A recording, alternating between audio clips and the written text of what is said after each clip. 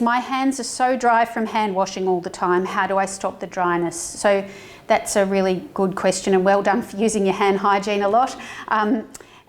Some people do have trouble with this, and I guess they need to pay attention to moisturising their hands, you know, in the morning and in the evening before and after work might be a useful thing to do. Is it okay to put moisturiser on my hands, or will this increase my risk of COVID-19? There's no evidence it's going to increase your risk of COVID-19, and in fact, trying to minimise cracked, painful skin is probably a good thing, because our having healthy skin is important, and when you've got deep cracks in your skin, it may be much more difficult to properly sterilise your skin.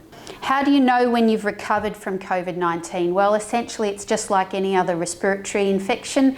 You'd be waiting until your symptoms had settled down, so the fever's gone away, the cough has settled, sore throat's gone away. There's an interesting problem of people who may have what we call prolonged shedding of the virus, and that is if we stuck a swab right down the back of your nose and kept taking samples, could we still isolate or find evidence of the virus even after your symptoms have gone? And the answer is for some period of time in some people that does happen, and that's something that we're learning more about. How long are you infectious for when you have COVID-19? Well, that sort of follows on from the previous question. We're not certain.